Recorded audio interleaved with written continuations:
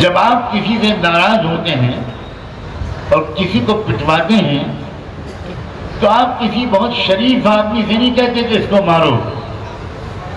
آپ اپنے علاقے کے لفنگے غنڈے بھنگی چمار سے کہتے ہیں کہ اس کو مارو. اللہ نے اپنی مخلوق کے بدترین لوگوں سے کہا ہے کہ ان مسلمانوں کو مارو. یہ میرے رسول کا روز دل دکھا رہے ہیں. یہ میری شریعت کا لوگ مذاق اڑا رہے ہیں. آپ جب اپنی بیٹی کی شادی اپنے بیٹے کی لڑکے کی شادی جب آپ کرنا چاہتے ہیں تو کون سا گھرانہ دیکھتے ہیں؟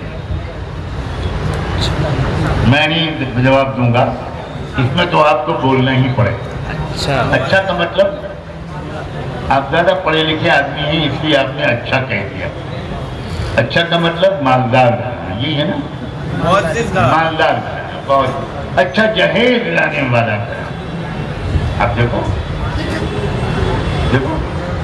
پیچھے کی نوجوان سب جن کی شادی ہو چکی وہ تو پھنس چکے، لیکن جن کی شادی نہیں ہوئی وہ تو کہیں گے کہ حضرت بالکل صحیح فرما رہے ہیں. ہمارے دل کی بات حضرت کو کیسے مارے؟ ہمیں جہیز چاہیے غریب سے غریب لڑکی کے باپ سے بھی. تم سودی قرضہ لے کر دو جہیز مدد دینا پڑے گا. یہ ہو رہا ہے کہ نہیں ہو رہا؟ تلک کی رسم بہار میں ہے کہ نہیں ہے؟ جتنے علماء یہاں بیٹھے ہوں ان سے پوچھو جہیز کو عربی میں کیا کہتے ہیں. بڑے بڑے علامہ یہاں ہوں گے، تمہیں بتاؤ کتنے علماء جہیز کو عربی میں کیا کہتے ہیں؟ سنو مسلمانوں، جہیز کے لیے عربی میں کوئی لفظ ہی نہیں ہے، اس لیے کہ جہیز شریف لوگوں کی چیز ہی نہیں. ہم نے بجائے اس کے کہ اپنے ملک کے مظلوم سماج کو اسلام دیا ہوتا، اسلام کی خوبصورت تہذیب دی ہوتی، آسان شادیاں دی ہوتی، زندگی کا خوبصورت اور آسان طریقہ دیا ہوتا، ہم نے ان کو یہ سب دینے کے بجائے ان کی گندگیاں لے لی، ان کی خرابیاں لے لی. کیسے مسلمان ہیں؟ جو شخص، میں نوجوانوں سے کہتا ہوں، نوجوانوں تمہاری نکاح اور شادی کا وقت جب بھی آئے اور اللہ جلدی لائے، اس پر جتنے سچے دل سے نوجوان آمین کہیں گے مغفرت کی دعا پر بھی نہیں کہیں گے. دیکھو کہہ رہا ہے نہیں، مجھے بھی دعا ہے کہ تمہاری شادی ہو جائے، کل ہی ہو جائے، پرسوں ہو جائے، تو کیسا ہے، میرا کیا نقصان ہے. لیکن ایک بات نوجوانوں تم سے کہنا چاہتا ہوں، تم اپنے ماں باپ سے ہاتھ جوڑ کے کہنا کہ جہیز نام کی ایک سوئی میں قبول نہیں کروں گا. میرے گھر میں جہیز نام کی کوئی چیز نہیں آئی. مجھے کہہ رہے ہیں انشاءاللہ. ہم آپ کی شادیاں ہو چکی، اب کیا ملیں گے؟ ابھی بھی رہ گیا.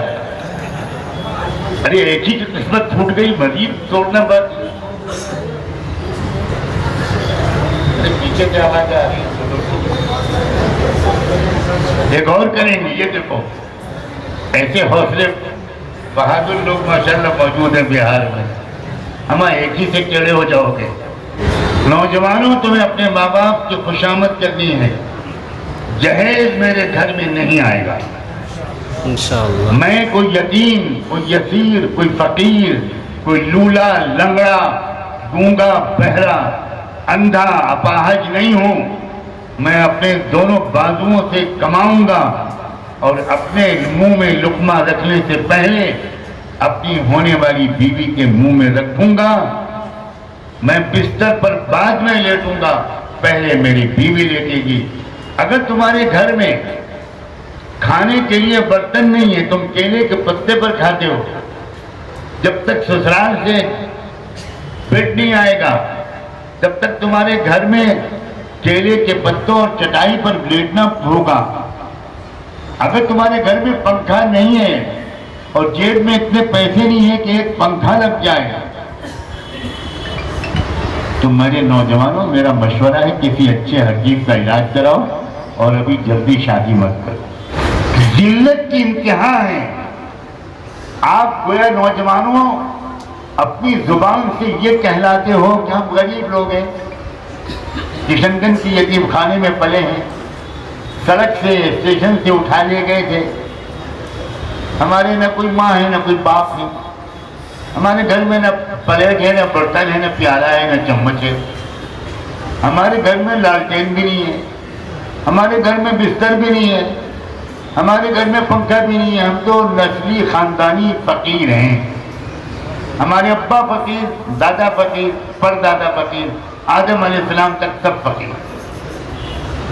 اس لیے بھائی تم کچھ دے دو، پلیٹ ولیٹ، کچھ ڈنر سیٹ دے دو، کچھ ٹی سیٹ دے دو، کچھ ڈبل بیڈ دے دو، اللہ کے نام پہ خیرات دے دو، تم اچھے شریف لوگ ہو۔ واہ بھائی واہ رے نوجوان، اس طرح بھکاری بن کر رشتہ کرو گے تمہیں کہنا چاہیے کہ میں خاندانی انسان ہوں، میں شریف ماں باپ کا خون ہوں، میں شریف ماں باپ کی اولاد ہوں، میں اپنے ہاتھوں سے کماؤں گا اور اپنے گھر والوں کو پورا آرام پہنچاؤں گا، پنکھا بھی لاؤں گا، کولر اور اے سی بھی لاؤں گا، بستر بھی لاؤں گا، ڈنر سیٹ اور ٹی سیٹ بھی لاؤں گا، جوتے چپل اور موزے بھی لاؤں گا، زیور بھی لاؤں گا۔ میں بھکاریوں کے خاندان کا نہیں ہوں کہ تم اتنا بڑا احسان کر رہے ہو کہ زندگی بھر کی پالی ہوئی بیٹی، محبت کے ساتھ پالی ہوئی بیٹی مجھے میرے اوپر بھروسہ کر کے میرے حوالے کر رہے ہو، اس کے بعد مجھے کچھ اور بھی چاہیے تم سے؟ میں اتنا کمینہ انسان نہیں، میں اتنا ذلیل انسان نہیں۔ اب یہ کون کہے گا جو مسلمان نوجوان ہو؟ یہی میں کہہ رہا ہوں، مسلمانوں کے اندر اسلام کی 2-4 چیزیں رہ گئی ہیں بس، باقی سب کافروں کی چیزیں۔